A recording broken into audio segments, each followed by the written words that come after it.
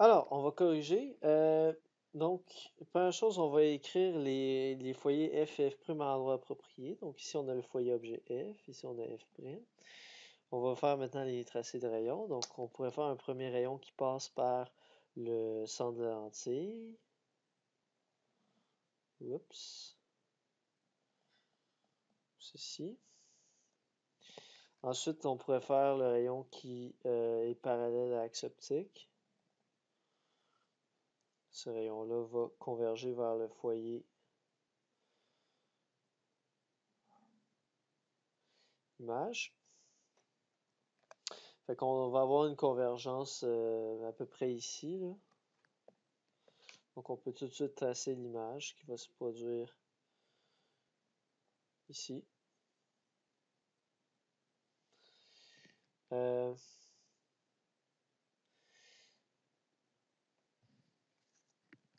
on pourrait aussi tracer bon, le troisième rayon principal.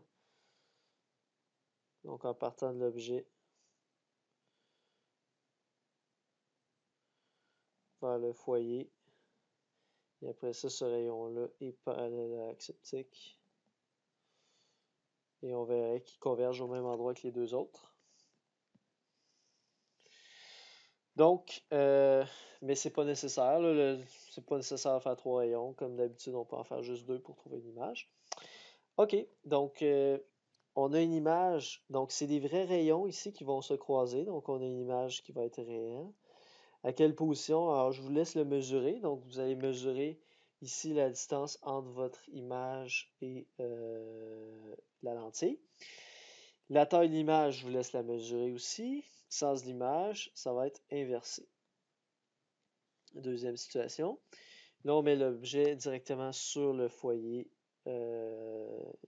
objet, F.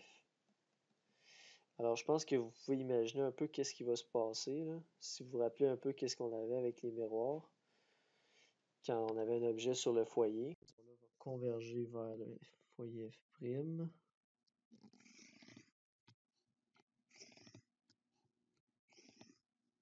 Ceci. Et ensuite de ça, on a le rayon qui passe directement au milieu de la lentille.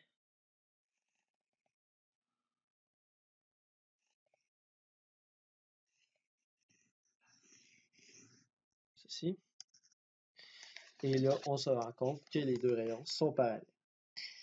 Donc, on va avoir le même phénomène qu'on avait avec les miroirs concaves, quand on avait l'objet sur le foyer. Donc, on va avoir une image, réelle à l'infini à droite, mais on peut aussi prolonger les rayons vers la gauche,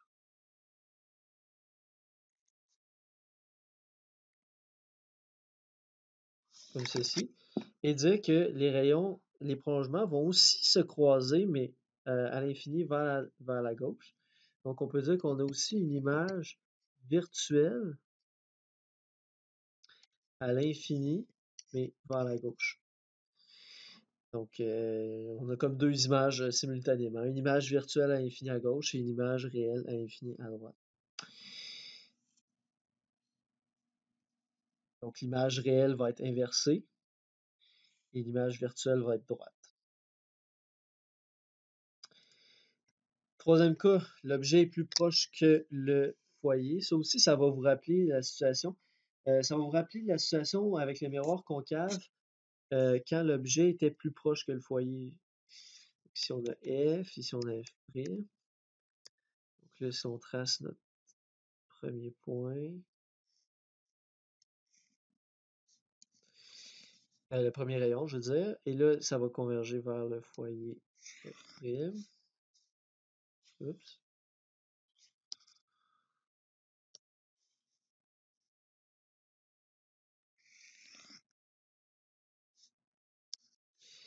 Ensuite, on a le rayon qui passe par le centre de courbure. Pas le centre de courbure, le centre de la lentille. Continue tout droit. Et là, vous devez vous rendre compte que ces deux rayons-là, ils divergent. Donc, il n'y aura pas de croisement. Mais à ce moment-là, on peut les poursuivre vers l'arrière pour obtenir un croisement.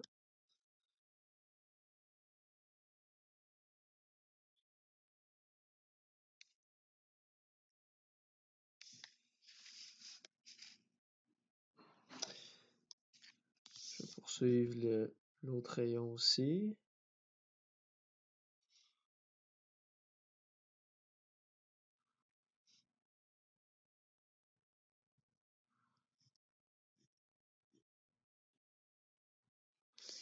Et là, je remarque que le croisement se fait ici. Donc, ceci va être la position de mon image. Et là, vu que c'est des pointillés, je vais tracer mon image aussi en pointillé. Donc, je vais avoir une image ici virtuelle. Je vous laisse mesurer la position, je vous laisse mesurer sa taille. Ici, on voit que l'image va être agrandie. Et le sens, ça va être droit. Donc, je dirais que ça nous rappelait l'histoire du miroir concave avec l'objet plus proche que le foyer. Tu sais, on avait dit, ça, c'est la situation de miroir grossissant. Bon, mais c'est la même chose ici. Ça, c'est analogue, là. C'est la même, c'est la situation analogue pour une lentille convergente. Ça, c'est la situation loupe, en fait. C'est quand vous utilisez une loupe, c'est ça que, c'est ça qui se passe dans le fond, là. C'est pas plus compliqué que ça. Donc, une loupe, c'est une lentille convergente. Votre œil est de ce côté-ci, bien sûr. Et vous regardez, mettons, un petit objet ici. Et cet objet-là est agrandi ici. Donc, c'est... voilà. Et finalement, il reste la lentille divergente. Alors, la lentille divergente, il y a un seul cas possible. Il faut faire attention par contre de ne pas mélanger les foyers. Donc ici maintenant c'est F' à gauche et foyer objet à droite. Alors là, on va faire le rayon qui part parallèle avec cette tique, qui va diverger. Faites attention. Faites attention de ne pas faire quelque chose comme ça, n'est-ce pas? Des fois je vois ça, mais c'est évidemment ça va mener à des erreurs. C'est pas une lentille convergente, c'est ça? Donc il ne faut pas faire ça. C'est une lentille, les rayons vont diverger comme s'ils provenaient du foyer image, comme ceci. Et vous allez avoir le deuxième rayon. C'est à votre choix, là. Je vais prendre celui qui passe par le centre de la lentille. Mais vous pourriez tout aussi bien prendre le rayon qui passe par le foyer objet aussi et qui ressort par l'acceptique. Et là, qu'est-ce qu'on remarque? Ce rayon-là, ça diverge. Donc, on n'aura pas d'image réelle. Par contre, on les prolonge vers l'arrière. En fait, lui, il est comme déjà prolongé vers l'arrière, lui aussi. Puis, on a le croisement qui va se produire ici. Donc, notre image virtuelle va se produire ici.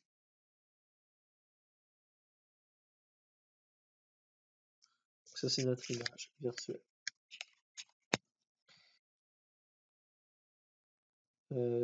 Et on voit ici que l'image va être réduite. Et elle va être droite.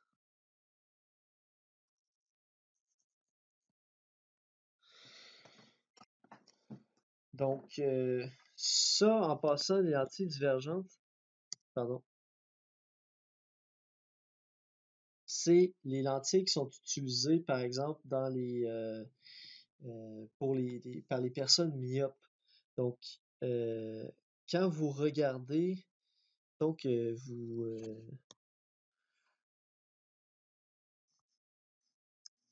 vous regardez ici, vous regardez quelque chose au travers d'une lentille divergente, comme une lunette d'une personne qui est myope, eh bien, vous allez voir tous les objets comme étant plus petits qu'ils le sont en réalité, puis l'image est plus près que l'objet lui-même.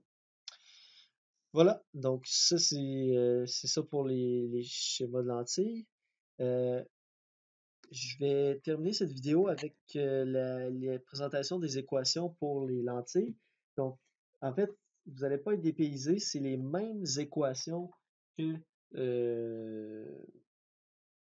identiquement les mêmes équations que pour les miroirs. Donc, c'est rien de nouveau en termes de formules, finalement. On va juste les appliquer pour les lentilles. Donc, on avait 1 sur P plus 1 sur Q égale 1 sur F. C'est la même formule. Donc, pour la convention de signe, c'est analogue aussi. Donc, la distance focale va être positive pour une lentille convergente et négative pour une lentille divergente. C'est logique parce qu'une lentille divergente, ça fait diverger, donc un foyer virtuel. En fait, c'est que c'est. Non, en fait, ici, on ne parle pas de foyer virtuel parce que il y a deux foyers, là. Mais je veux dire, la distance focale est négative parce que justement, ça ne focalise pas les rayons, ça les défocalise, en fait, ça les fait diverger. Donc, c'est logique que la distance focale soit négative. Et la distance image, même convention que signe aussi. Donc, positive si l'image est réelle, négative si l'image est virtuelle. La distance objet P. Alors là, c'est important. La distance objet P va être positive si l'objet est réel et négative si l'objet est virtuel, ce qui est quand même naturel. Mais, qu'est-ce que ça veut dire un objet réel? Ça veut dire un objet à gauche, euh, à gauche de la lentille.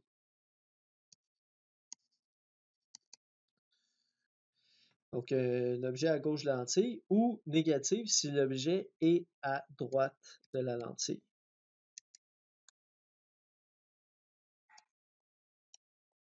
Quand je parle de gauche-droite, c'est comme d'habitude, je parle toujours la gauche comme étant le côté d'où viennent les rayons incidents, la droite comme étant après la lentille. Donc, à gauche, c'est comme avant la lentille, à droite, c'est après la lentille. C'est pour ça la convention qu'on utilise. Donc, vous allez dire, dans quelle situation est-ce que l'objet pourrait être à droite? Ben, ça va se produire dans les systèmes de lentilles. Ça fait déjà plusieurs fois, je vous dis, mais ça va arriver qu'on va avoir des objets virtuels dans les systèmes de lentilles, ça va arriver, ça va arriver. Mais là, ça arrive pour vrai. Donc, dans les exemples qu'on va faire à la prochaine section, on va justement étudier cette situation.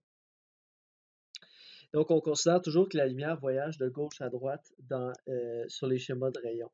Donc, faites attention, des fois, il y en a qui se mélangent, puis là, dans les schémas, ils finissent par mettre des rayons qui voyagent vers la gauche.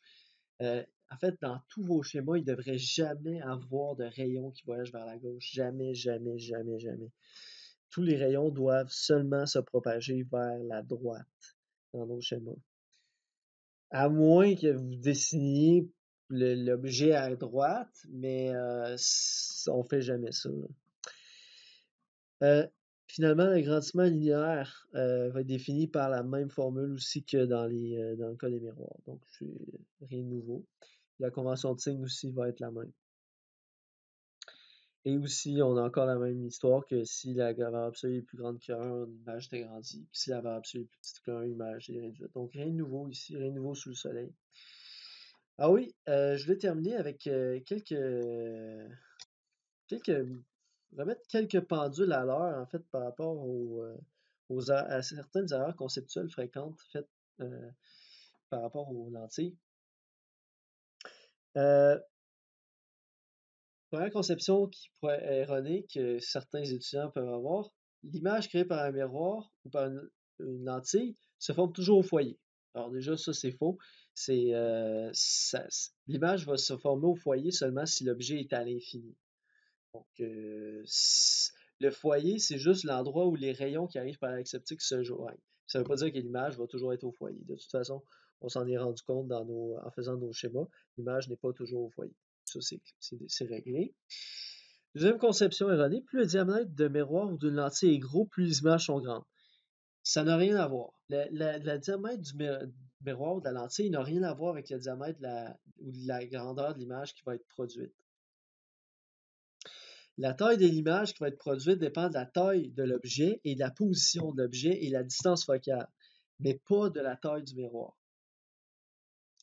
En fait, si vous augmentez d'ailleurs, je ne sais pas si vous remarquez, mais dans les problèmes, on ne spécifie jamais la grandeur des miroirs ou la taille des lentilles parce que ça n'a pas d'effet sur la position ou la nature de l'image qui va être produite. Le seul effet que ça va avoir, en fait, si on a une plus grande lentille, c'est qu'elle va pouvoir capter plus de lumière. Donc, elle va donner une image qui va être plus illuminée, plus claire, plus, plus intense plus intense en termes de lumière. Donc, c'est tout ce que ça va faire. Ça va avoir une image plus intense, mais pas plus ou moins nette ou plus ou moins grande. Euh, Troisième conception erronée, s'il n'y a pas d'écran pour acquérir une image réelle, il est impossible de l'avoir. Faux, on peut voir une image réelle directement à l'œil.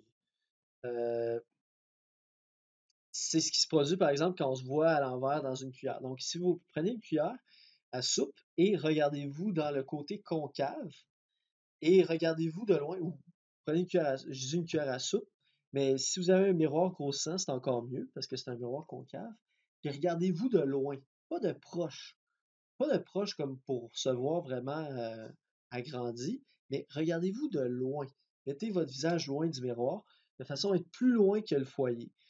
Et vous allez voir que votre image va être à l'envers. Et ce que vous êtes en train de voir, c'est votre image réelle. Donc, effectivement, on peut voir une image réelle directement à l'œil.